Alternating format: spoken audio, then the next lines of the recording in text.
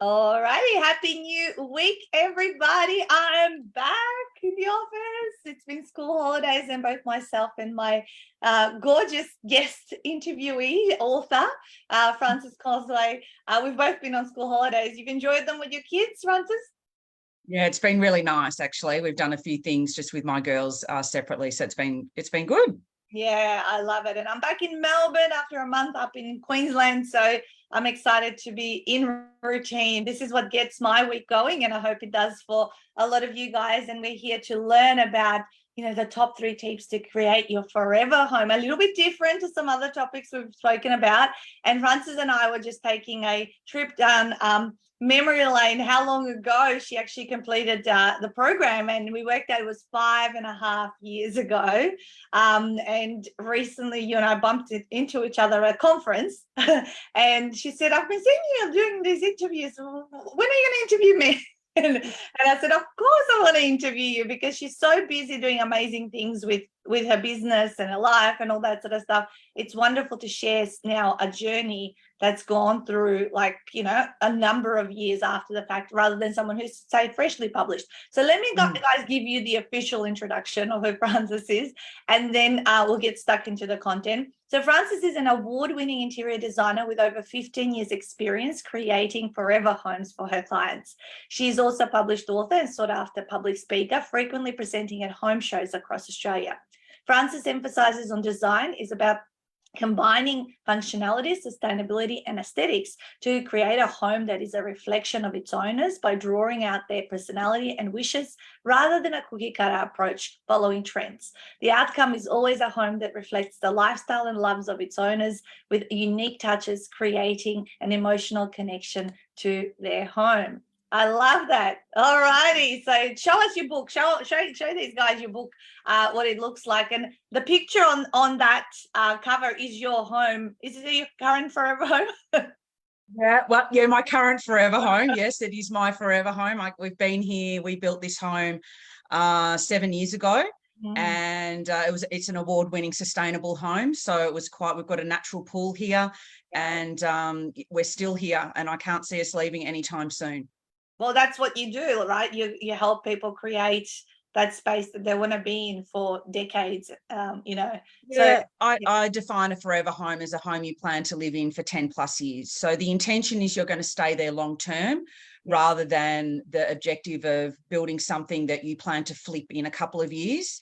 The emotional connection is very different. And so that's why I talk about the fact that the home is a reflection of you, because you plan to stay there long term. You need to really fall in love with the space. Yeah, I love that. And so tell these guys a little bit about what you do and how you do it, and then give us some of your those hottest tips you've got. I'm sure they can buy the book and read it, but having you here live also, tell us what's important.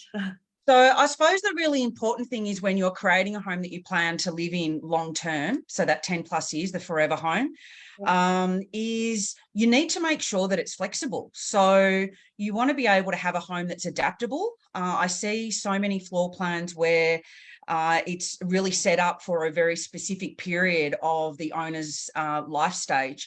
And so, of course, a lot happens in 10 years, and I'll say 10 years, but if you're planning to stay there even longer, 20 years, you may have started the process with no children, then you've got babies and toddlers, and yourself, then they become teenagers. And I have so many clients who are now empty nesters, or they were empty nesters for a short period, and then they're coming full circle and they've got grandchildren, and they are now going through that whole process all over again. So I feel that, I suppose, one of the top tips is spend the time on your floor plan.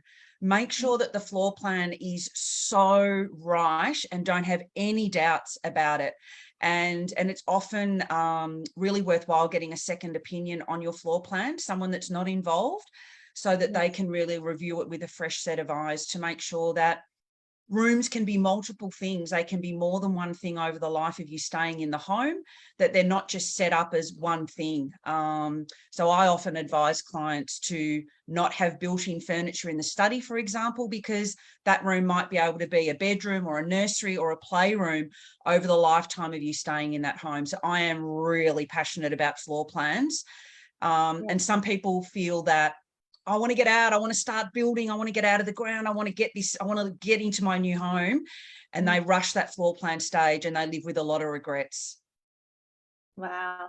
So where do you get involved, Frances? Is it at the prior to building, or do you also work with people that currently have a home that they want to at any stage? Look, I always say, and that'll probably lead me to another top tip. So to answer your question, it is as early as possible. Get your interior designer, but also all of your team involved in your new build or your extension or your renovation as soon as possible, because there's so many things that you need to make decisions on prior to the build actually commencing or the renovation commencing. And if you've got these people involved early, they can work as a team, and it means that the outcome for you is going to be so much better than using individual consultants working in silos. So I suppose, I can come in at any stage. Sometimes people don't know about what we can provide and how we can add so much value early on, or they may not have found us early enough. So we can come in at any time, but my advice to listeners is get people involved as soon as possible, which leads me to the second key takeaway, which is get your team of experts that you're going to have to support you in your project involved early, but really get the right team. Make sure that you're, really fleshing out who is going to really understand what you're trying to achieve. They're going to be with you for a long time. So you need to have a connection with these people. Not, it's like your friends. You need to feel like these people get you, but they're going to save you a lot of time and money and provide advice and expert knowledge to support and help you make the right decisions for your home. And often it's things you hadn't even thought about, and that's why you engage them. That's right. You ask the questions that we don't think about asking ourselves because you just do it day in and day out, right? That's right. Yeah. And I mean, that's what it's like, you go to a doctor to get expert advice. So you're not expected to know all that information. That's why everyone has an expert. They've all got their area of expertise. So they're going to help you along the way. It's an investment to make sure you're making the right decisions and that you are exposed to things you hadn't even thought about. Yeah, and that you're not backtracking, having made, silly decisions or ones without, because, I wouldn't know what you do, and vice versa. This is why, we would engage each other's expertise if we needed to solve a particular problem, right? Yeah, that's absolutely right. And it's so often that I hear people say to us when they have engaged us, oh my goodness me, I would never have thought of that, or I would never have known that was going to have this impact, or I would never have even known where to get that particular material. Or so we're exposing them to things because of our expertise. And that's what you're ending up, or that's what you're investing in, is to get that expertise to get it right. And I suppose when it's a forever home, it's not a house you're going to flip. The risk is so much higher really when it's your own home, because you're going to live there for a long time. And what I often see people make is mistakes that they can't fix. They can't retrofit it and fix it. And that's where my heart breaks. It's like, if only you had have known this prior. So that's why it goes back to the first thing I was saying about getting people involved, your experts involved earlier. Yeah. It's not just an interior designer, architect, landscaper, your builder, and they're the key for your team that are going to work together to all driving for the right outcome for you. I love that. So is that why you wrote the book? Tell me why you wrote the book. Like, obviously you have huge expertise, but what was the reason behind it? I suppose I wrote the book for a few reasons. One, I had a lot of people asking me, can you direct me to a book that can help me prepare myself for the build, prepare me for the journey? And when I started looking for a book to give them a recommendation for, I realized that there wasn't actually a book available. There's a lot of books on the market for owner builders, and that's a completely different process. And I think I found one book in the States, but again, it wasn't talking about how it works in Australia. So I thought, okay, well, people are asking me for this book. There isn't a book. I'll write the book. How about the book? I'll write the book, and then and look, so many of my clients have read the book prior to going down the journey, so it's a really good preparation for them to understand the things that they may be asked or what they need to think about, what they're going to need to make decisions on. But that was the real driver for me to write the book. Plus, I had, I suppose, so many other questions that clients were asking me separately that I thought, well, that can go in the book. There's obviously a desire for people to know X, X, and X. So I'll create the book. But really, it was because there wasn't a book around that was really targeting people to get a little bit more information, to feel a little bit more confident about going down probably one of the biggest projects you'll ever engage yourself in. Oh, absolutely. And I think educating them ahead makes your job easier as well, doesn't it? Because they're asking, it does. They're asking the right questions, and it means that they feel more confident, and that means everyone's in a much better position. And I am really passionate about making sure that my clients are educated. I'm not one of these people that's like, well, this is the way it's going to be. I want them to understand the differences between different materials, or why you may make this decision over another. Because once you're armed with that information and you're educated, it means that you can make really informed decisions. And I'm really passionate about that, which is why I also have my own podcast, so that people can also just get more and more information to help them make the right decisions, whether they engage us or not. Yeah, I love that. Education is key. And I'm currently wanting to get into a particular area that I'm educating myself. And what did I do? I got a book, to do that. Because I always, even when people come to me, I want them to actually attend my seminar, read my book before they have a conversation with me, so they can be making informed decisions as to why you should be making, or you should be taking this next step. So that's amazing. What's the name of your podcast? It's called My Forever Home. My Forever Home. So it's all linked to the Forever Home. I mean, that I actually own the trademark for Forever Home. I'm really, really passionate about that space. And it really is the niche that I work with, because of the emotional connection it just floats my boat, that people are emotionally connected to their homes. So there's the book, Your Forever Home, but the podcast is My Forever Home. And there's also online courses also under the My Forever Home label, where people can go and educate themselves on kitchen design, bathroom design, or if they want to do the complete interior design of their own home, also under My Forever Home. Yeah, I love that. Awesome. So what's another hot tip? Give us another tip about, what about if you've already got a current home? Like, what are the things you look at first? Oh, well, that's awesome, actually, because the third tip I had was, and this is for any stage, this is for you if you're renovating or if you're just decorating, be guided by what you love. So don't worry about what you see on the block. Don't worry about what you're seeing in magazines. Trends will come and go. But if you are making decisions based on things that you love, things that really give you a connection, whether it be color, whether it be a style, whether it be a pattern that you absolutely love, if you are making choices based on that alone, it will not matter what trends come and go, because they are things that have resonated with you for a long period of time, and you will never tire of them. And it means that your home is a real reflection of you. So as an example, I'm crazy about the color teal, and I have teal and green throughout my home. And I don't really care whether people like my home. I don't care whether it is the latest trends or not. I have chosen things in my home that are things that I've always loved. So you cannot go wrong when you are driven by your heart rather than what you're seeing in the magazines. Yeah, I agree with that. And we know my monochrome style. I know your style, and that is and you love your style, and you're true to your style, and it doesn't matter whether anyone else likes that style or not. And I asked, so this is a test for you to know whether you're being driven by trends or whether you're being driven by your heart. And that is, think about, for example, a particular color.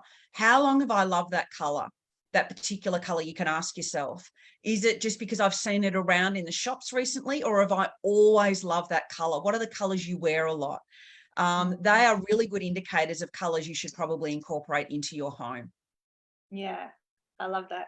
There you go. Ask yourself that question. Yeah, Today I've got my black and white, a little bit of white here on my singlet. yeah, you love white. You love the white and the monochromatic tones.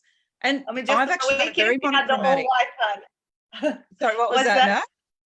I was just saying we just put on an all white party with the kids on Saturday night, and people had to dress all white. Come I to our house. saw. Yeah.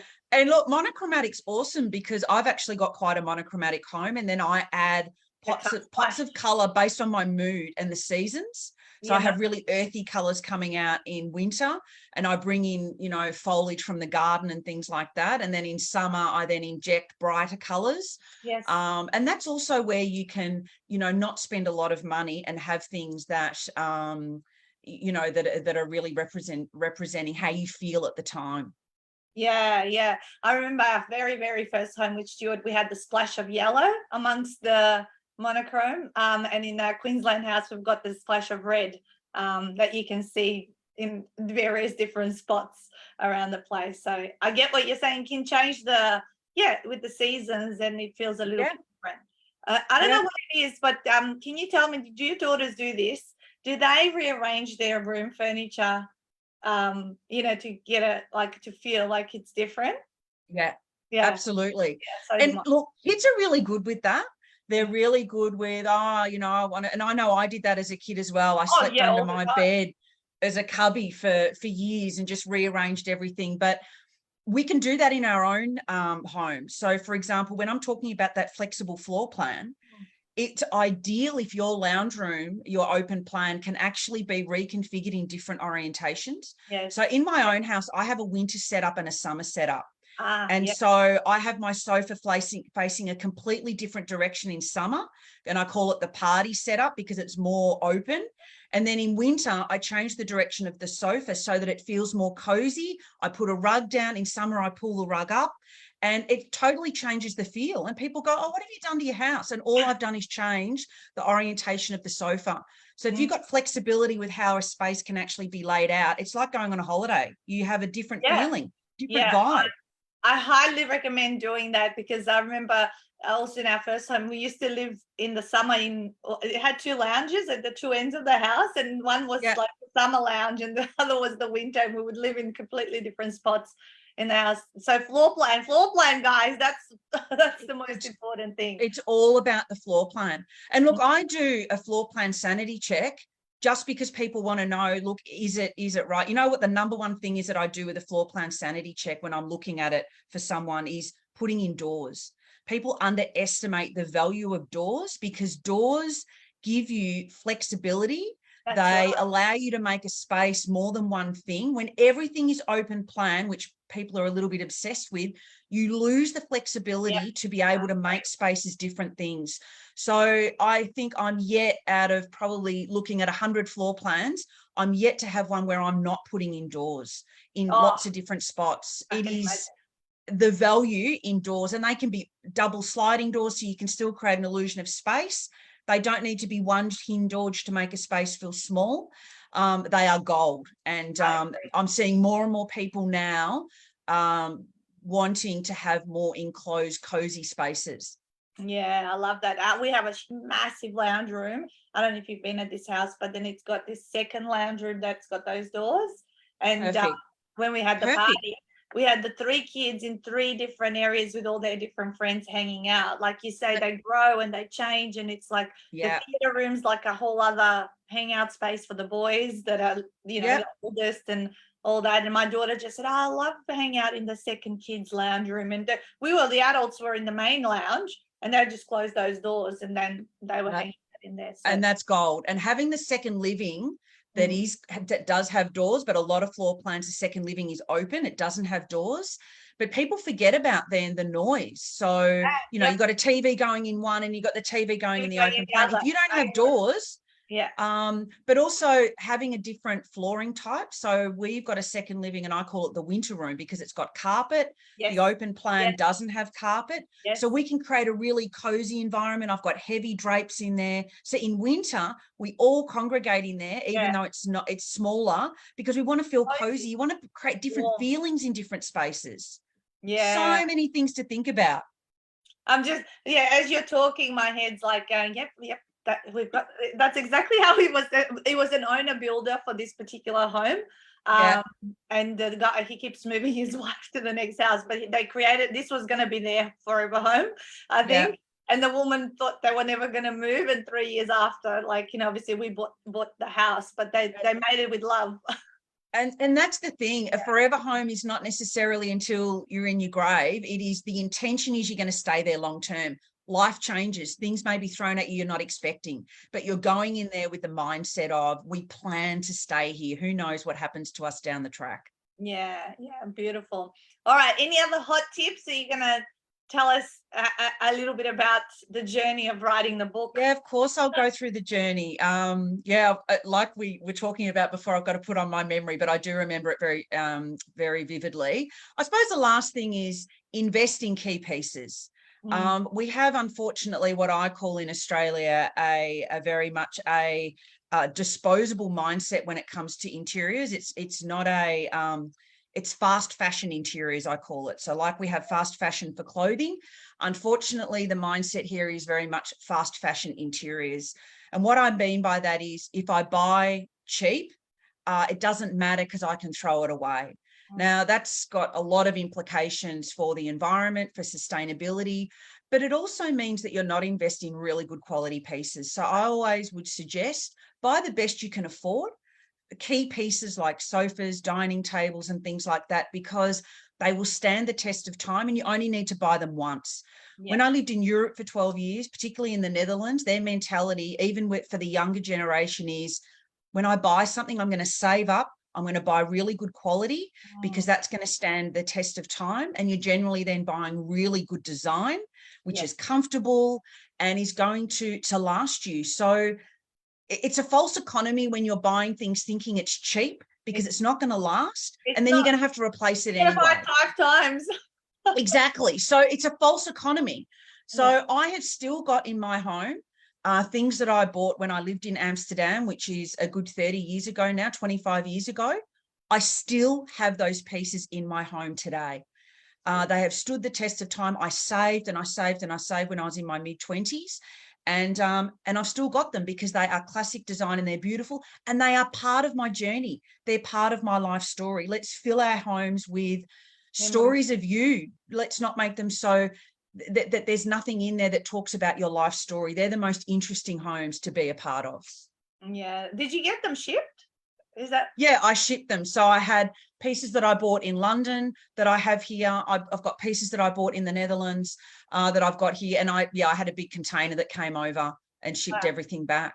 They're part of my story. Yeah. And my art is part of my story. And my home is then a reflection of these stages of my life. And I want to remember those stages and have those things around me.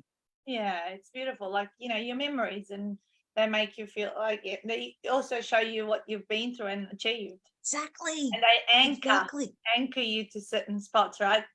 Absolutely right. And it makes your home so much more interesting. So that's the other thing that I really encourage people to do. So don't get rid of stuff because you think it's not magazine worth. I'm just not into that sort of stuff at all. So how do you work with people, Frances? Is it you do a particular consultation to begin with, or how do we normally we work all over Australia. Yep. And so in fact, I've just picked up a client in the US, in California.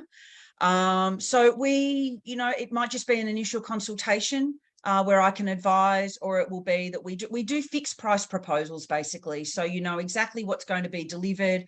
It could be, all the materials. It could be all the design and the internal elevations, the kitchen design, the bathroom design, or the whole home. It's just wherever we feel we can support our clients is how we do that. So again, it can be remote or it can be, in Melbourne, because I'm based in Melbourne. Yeah, amazing. All right, well, I'll share your website in a minute, but let's talk a little bit about, you were a very good student when you had to write your book, and you did complete it within the suggested and recommended 3 months that I said. It should only take 3 to 4 months after you've been at the retreat program, because obviously the editing, the layout process and all that. So how did you find all of that experience? Obviously you had never done it before. Look, it was really well planned out. So, and I was a really good student. I thought if I'm going to invest this for myself and for my business, I need to, you put in what you get out. It's the old adage. And I came to the retreat, and I'm really glad that I went to the retreat process, because you could really focus. But you needed to be prepared. There was no point sort of rocking up and not being prepared. And I was prepared, and I made sure that I did all the homework and that I could really maximize my time at the retreat. And I did everything that was asked of me in that time. And I liked the structure that we had. You were able to help me work out what my chapters were going to be called, and the structure of the book. And then I went away and did all that homework. We're at the retreat, and I was able to record everything at the retreat. Yeah. It went exactly according to plan, because I did the work prior. The recipe. Exactly. And I could see that there were other students there that had not done that pre-work, and then they weren't able to maximize their time at the retreat. And so I thought that was a missed opportunity. So I'm glad I did the work. Yeah. And then I suppose I had a self-imposed deadline. I wanted to be able to have it out for a launch date that I had. I had my launch sponsored by a supplier. And so, sorry? I came that night. Yeah, it was a really beautiful, it was a beautiful night. I was very, very lucky in that regard. And I had over 100 people there. And it was, so I had that self-imposed deadline. I thought there's no point having the book sit there in a manuscript format without getting it out there. If I'm going to do the work, you need to just get it over the line. And I think what you say about having it done in that short time period, that 3-month time, it's realistic. I'm not going to lie, though. It's a lot of work. I did a lot of work over the Christmas period, because that's just when I ended up doing the retreat in November. Yes. And my book was out, I think it was the end of Feb. I had it in my hand. So I did have to do a lot of editing and things over Christmas. You know, I'm a self-imposed or self-confessed bit of a perfectionist. Yeah. Other people may have gone through a different process. I think I went through maybe 4 or 5 iterations of the manuscript. Yeah. That was probably my choice. Yeah. Because I wanted to get it, I wanted to make sure that it was right. So yeah. I think that there is really good merit in you saying, you know, just get it done, because it sits there. Have a self-imposed deadline, have a launch date already planned. There's nothing like having something that's fixed. Yep. And it was like, I've got my launch then. I have got someone helping me do that launch. I've got to have the book then. So it just had to be done. And I think it's the best way to do it. And then you got it in your hands. It's like, now you can just get on with it. So tell me about the get on with it part. So I'm curious, because it's been 5.5 years, right? And so it has been 5.5 years. We've watched each other, go through various stages of our businesses, and we finally caught up, recently at a conference. So what are some of the opportunities and things you believe this book has been able to kind of doors that have opened up? I suppose that there's a couple of just absolute obvious ones. Is just social proof. It's there's enough merit in, okay, you've got information, you're backing yourself, you've written a book, so people will read the book and then engage us, because it's like, okay, this, and I suppose there's other things that it's all part of a package. So the book in isolation, but then I've also got the podcast, which didn't happen straight away. It's been around for 2 years. When you combine it with all these other things, it just builds your credibility. So it's credibility building, but I think it needs to be used in combination with a whole lot of other credibility factors as well. But the other thing it really did for me was it opened doors for me to be able to speak at national home shows. So I think it was 2017, I had just launched the book. So I had it in, February in my hands. And then there was a home show in April, and I was able to speak. And it was because of the book that I was able to speak. And I am 5 years later still getting people call me saying, I saw you at the home show. You probably won't remember me. And often I do. But they are still calling me after that. So that was such an amazing opportunity. But it was the book that enabled me to speak at the home show in Melbourne. Yeah. And I'm now still speaking at the home show in Melbourne. But that particular one, they allowed me to sell books, and I sold, over 100 books over a couple of days. People just waited in line for me to sign the book and sell the book. So, and once they've got it in their hands, it's a constant reference. Oh yeah, top of mind. So it's always things top of mind. And then of course I tried to obtain email addresses and things like that I could still have an engagement with those people as well. Amazing. Oh, that's music to my ears. I always love also the fact when someone does have a business behind the book, it is a number of activities. It's not just the book on its own. Like I love That's hearing right.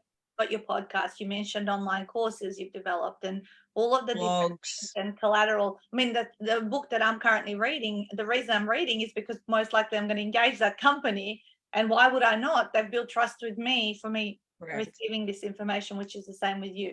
So let's tell these guys who've been listening and who will be listening down the track to this via podcast or a video, where they can get the book. So Frances, you better say out your website. So they can get the book. So my actual consulting business is whitepebblinteriors.com.au. So there's you can get the book directly from there under resources. Also under the resources tab is where you'll find the podcast. I've been a guest on other podcasts, and you'll also find blogs there, as well as the online courses. There's a courses tab as well. So there's lots and lots of information on the website at whitepebblinteriors.com.au that you can access for free, as well as the additional resources that you can purchase for a really reasonable price. I love that. So it's all here. I've been just showing it. If you're watching this obviously on video, you can see what I've been showing around on the website where the courses are, the resources tab. So once again, the website is whitepebblinteriors.com.au, just spelled all normally. And there's a full cover of Frances's home on her book. That's awesome. Thank you so much. I think you've given me food for thought, and I hope those that are listening, and if you're in that stage of wanting to create, or you're about to build, or whatever it is, or you're thinking and researching, read a book like this, but so you're making informed decisions along the way, and talk to experts like Frances to help you on the journey. So thank you so much, Frances. Thank you, Nat. And everybody, go out and now smash out your week, and I'll see you guys next week with another author. Bye.